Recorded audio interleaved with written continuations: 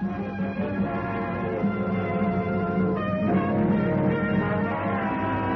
Bob Hope Show. And now, here is Bob Hope.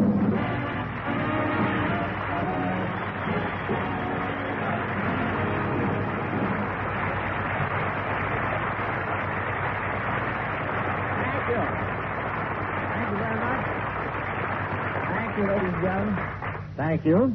Well, I had quite a time last night. I went to a showing of the new trailers. And let me tell you, those trailers are really making news this year. In fact, I saw an item in the personal column of the paper this morning. It said, woman with trailer wants to meet man with car. Object, to get hitched.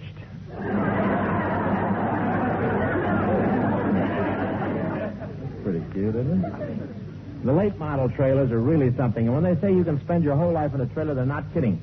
I saw one that had a landing field for the stork on the right front fender and a trapdoor under the floorboards to drop you into Forest Lawn. And they're really big and long. I won't say how long, but I saw one stop for a red light at the corner of Hollywood and Vine, and the traffic on Sunset Boulevard was going through the bedroom.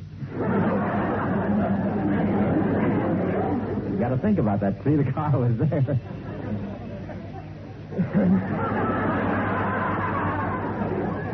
And what innovations in those trailers. They have one model that can go 100 miles an hour and has a glass bottom. Not only can you get to a pedestrian faster, but you can look down to see if it's anybody you know. They even have a trailer with pontoons designed to go on water. Can't you picture a young couple living in a floating trailer? Instead of knitting little things and looking shy, the young wife would just whisper to her husband, "Darling, I think it's time we floated upstream."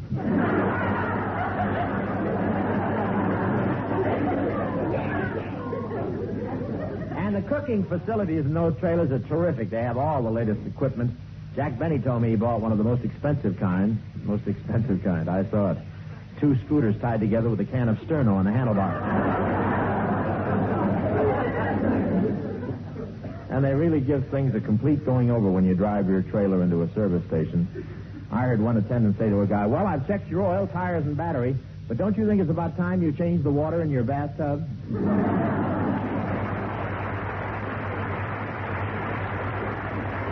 But anyway, I hope someone will make me a present of a shirt. I've just been out to Hollywood Park.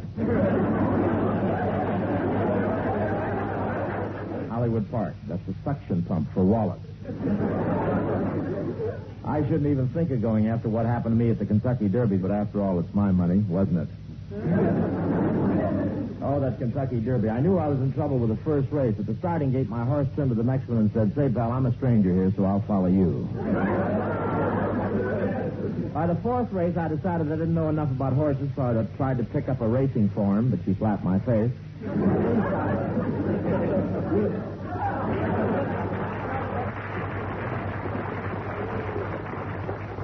I always enjoy the races. It's a pleasant way to pass an afternoon, and besides, you meet such a nice class of people the next morning waiting for the pawn shop to open.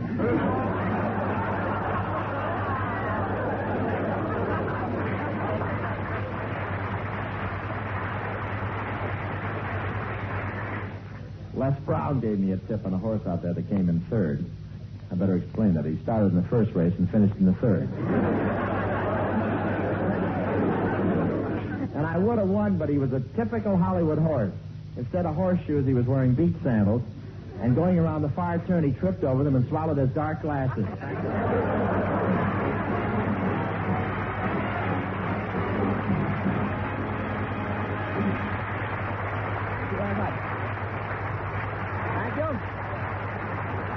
Ladies and gentlemen, I'd like to introduce our guest for this evening, a very talented and very lovely Irish colleen, Miss Maureen O'Hara.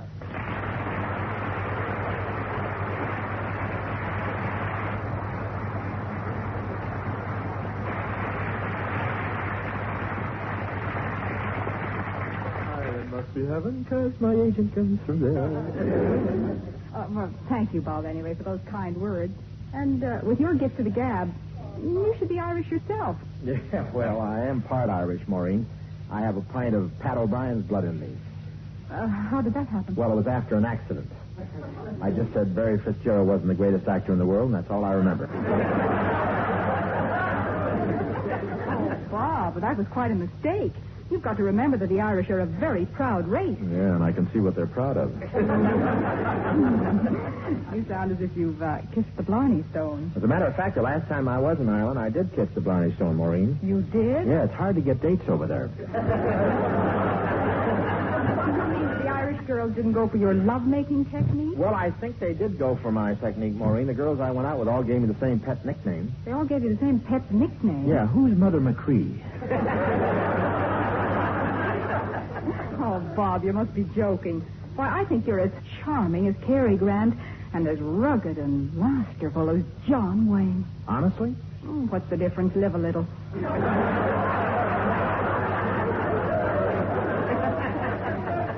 That compliment came wrapped in a shillelagh. But speaking of compliments, Maureen, I thought you were great in your picture, The Long Gray Line. Thank you, Bob. And isn't that a wonderful title for a story set at West Point, The Long Gray Line? Yeah, but it confused me at first. I thought it was about the Los Angeles smog. You know, Maureen, I was so impressed with those beautiful scenes at West Point, and the music and the marching cadets. I've written my own story about the point. Shall we try it? Love to, Bob. Well, music, Les.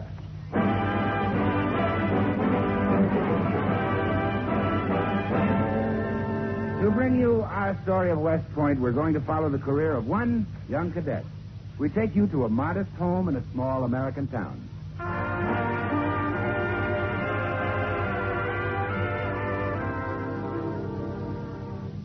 Well, Ma, I got my suitcase all packed, and I'm ready to leave. Oh, I hate to see you go, son. You're still my baby.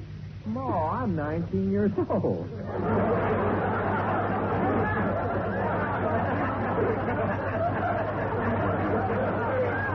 Don't worry, I can play it. I just gotta go to West Point. I'm not a kid anymore. I'm a man now, a full-grown man. And if you try to stop me, I'll hold my breath till I turn blue. Well, Ma, I better get started for the railroad station. I don't know why you want to go away, son. You're doing real well here on the farm. Every year your bald-faced Rocky Mountain goat takes first prize at the county fair. Yeah, I'm real proud of Bing. Well, I should have known you'd want to go to West Point, son. All the Hopes were military men. Of course they were, Ma, going all the way back to my great-grandfather, Light Horse Harry Hope. He carried the colors for General Grant. Yes, and then there was your grandpa, Major Phineas Hope. He carried the maps for General Pershing. And your father was a military man, too. Yeah, Sergeant William Hope. He carried the pipe cleaners for General MacArthur.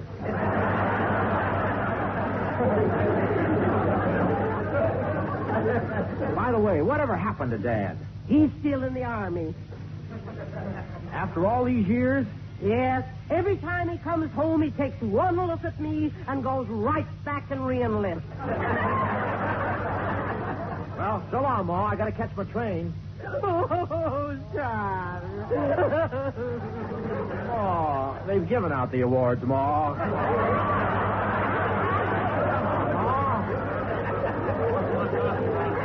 Come on, Ma Bernadette. Don't take on like this. I'll get along. I got the Hope spirit, the Hope courage, the Hope backbone. Well, at the railroad station, don't stand too close to the track, son. Why not? You also got the Hope nose. I'm going to miss you, Ma. You're such a lovable old cornball. Well, so long. I got to get to West Point.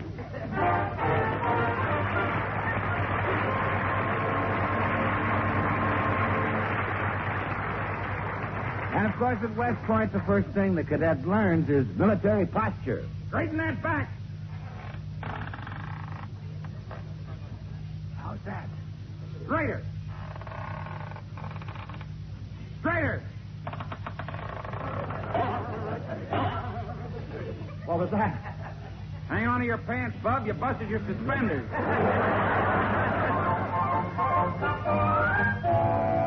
He learns to handle a gun on the rifle range. As I call your names, fire. Cadet Brown. Cadet Smith. Cadet Hope.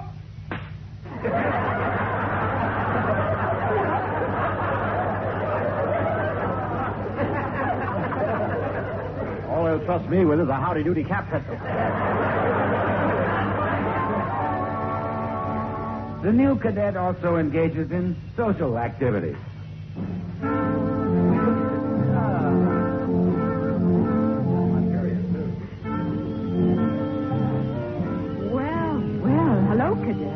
Aren't you dancing? Yep, yeah, gosh, gee willikers. Do you like me? I don't swallow my bubble gum for nothing. Gee, you're pretty. Who are you? I'm the general's daughter. My father is General Harkins. Who are you? Robert Hope. I'm new here at West Point.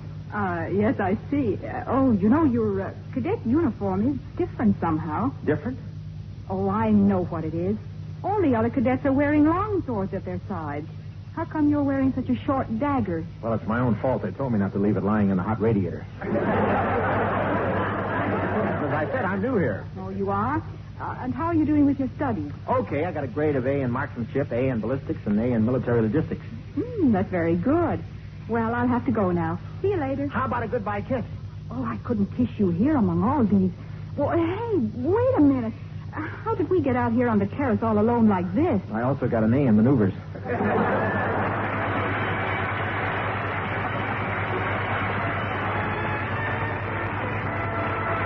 Here's Margaret Whiting doing Stowaway with Les Brown's background. Come in, Margaret Whiting, right here.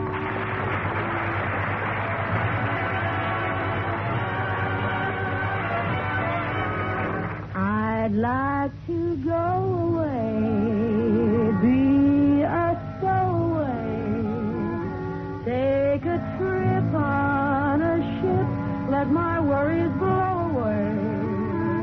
There are still many treasure islands that wait to be explored, and the wide world is full of wonders for me. When a ship's standing in the harbor, I wish myself aboard, and I hide till the rolling tide carries me to sea. Then I go sailing far off to Zanzibar, though my dream places seem better than they really are.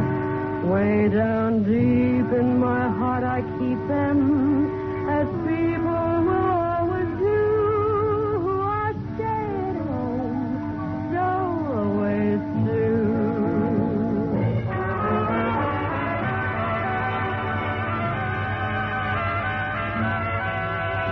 And I go sailing far off to Zanzibar, though my dream places seem better than they really are.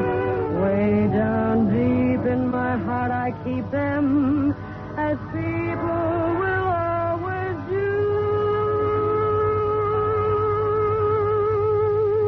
who are stay-at-home stowaways too.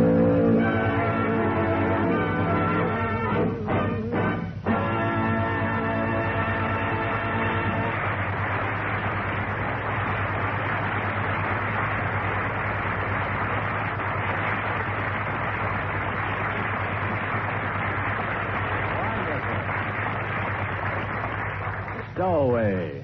And now we return to Cadet Robert Hope at West Point. We find him writing a letter to his mother.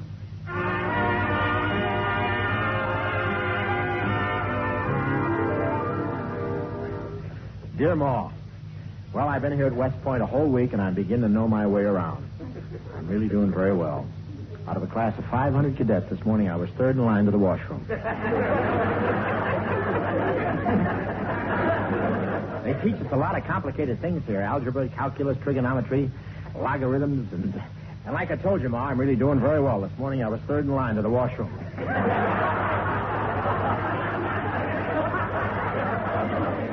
You ought to see my West Point cadet uniform, Ma. It has lots of gold buttons, gold braid, and gold bars in the shoulders. The label in the coat reads, Jim Clinton in cooperation with Fort Knox. I took a walk wearing my new uniform and hat today, Ma, and the first pretty girl who saw me just flipped. Well, how about a kiss, handsome? Oh, come on, just one kiss. Please? Well, if you won't answer so long. That's the one thing I don't like about my uniform. The chin strap's too tight. But I know I'm going to be happy here, Ma, and already I'm learning to be a soldier. The other day we assembled on the parade ground, and our new commander made a speech to us.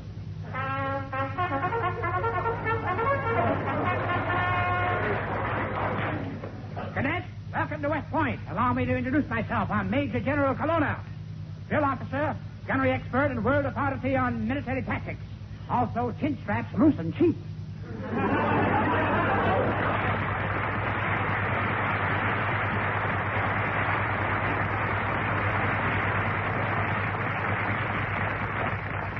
You should see our commanding officer, Mom. He's a real military man. He has a ramrod figure, fine whipcord riding breeches, and a big black mustache that flares out at the knees. What a mustache. His eyes look like they're peeking out of a broom closet. As your commanding officer, cadets, I will be in charge of your training. And remember, discipline is very strict here. No late hours, no smoking, no loud talking, and no breathing. No breathing? Why not? Want to get sick? You have to total the mark here. And we're very strict. We don't allow anything. We punish every infraction of the rules with no exceptions. Are there any questions? I'd like to see the chaplain. You can't. He's in the guardhouse.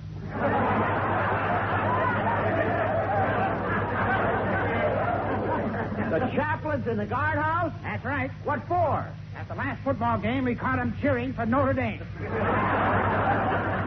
Well, that's all I have to say, men. Just remember, you'll have to knuckle down while you're under my command. Old Spit and Polish Colonna, they call me. Spit and Polish? Why do they call you Spit and Polish? Shower bath's out of order.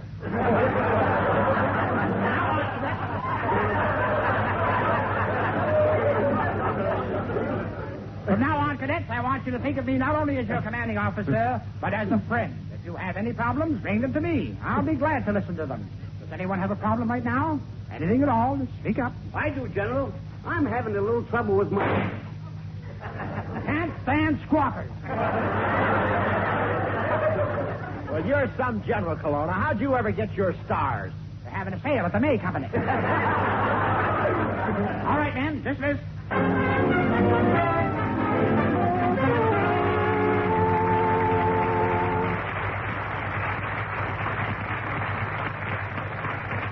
Well, Ma, it isn't as strict here as the general made out. We have lots of recreations and dances, and Ma, I met a girl here. Her name is Bridget O'Shaughnessy O'Rourke O'Connell O'Houlihan O'Mara O'Flanagan O'Brien O'Hara.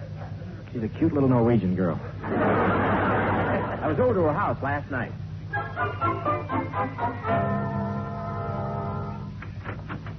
Oh, it's you, Robert. Come on in. Okay. What's that? My gold braid. Sit down, Robert, if you can. Thank you. How did things go at the academy today? Oh, I'm worn out. We drilled for 4 hours this morning and 4 hours this afternoon. Oh, you poor thing. Someday you'll be a general. That's for sure. I'm on my way up, honey. When I came here a month ago, I was washing dishes in the enlisted men's dining room. What are you doing now? Polishing cuspidors in the officers' mess. Oh, gee, Robert, it's nice of you to come over here and sit in the parlor like this when there's no one here to entertain you but just little old me. Are you enjoying yourself? What does that mean? Just what you think it means. Oh, it's so nice and cozy here, Robert. It sure is. Put a record on the phonograph. Something romantic. Okay, here's one.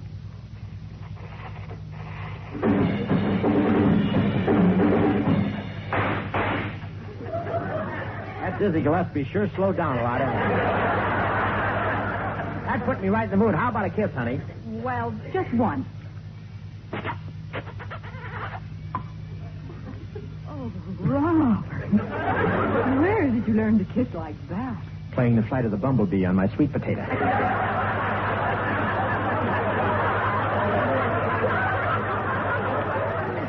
felt right.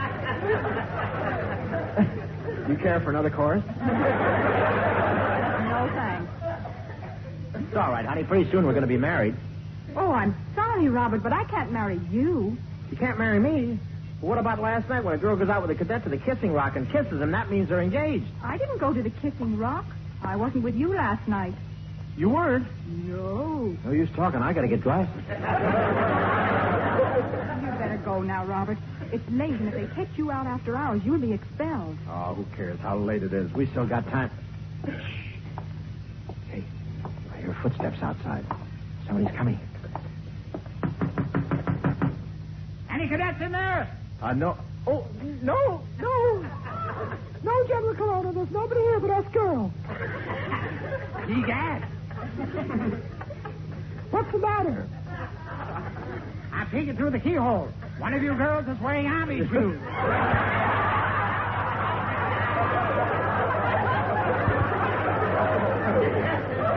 Oh, yes. That's right, I'm wearing my brother's shoes. Is your brother Cadet Hope?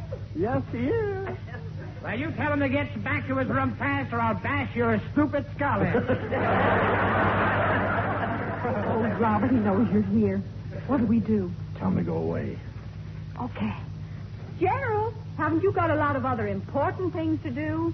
Not till I find out if Cadet Hope is in there. Is he?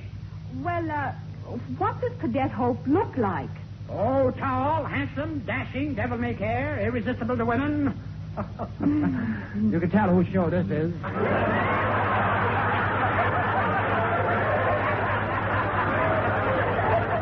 No ad-libbing, Broccoli Head.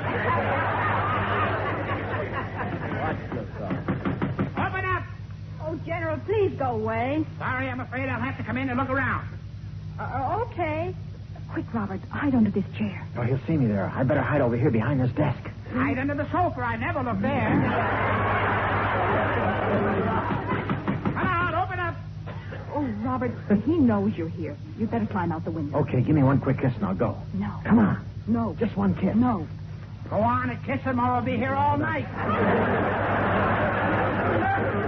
General, if you catch Cadet Hope having a date with me, are you going to punish him? Not necessarily. I just want to remind him of the code of us officers here at West Point. Editus ad hoc Gloria Vobiscum. What does that mean? Find out if she has a sister. Well, I guess I better sneak out through the window and get back to my room. So long, Maureen. Goodbye, Bob. I'll just cut through these bushes and across the parade ground and let that idiot General Colonna spend the rest of the night looking around in the dark for me. Here's the cadet quarters. Now up the stairs. I sure fooled that stupid Colonna. Now I'll just hop into my bunk, pull the covers up over my head, and pretend I was here all the time. Oops. Someone in my bunk. Yes, it's stupid Colonna. Wake me at 7 o'clock. I don't want to be late for your court-martial. Oh, no.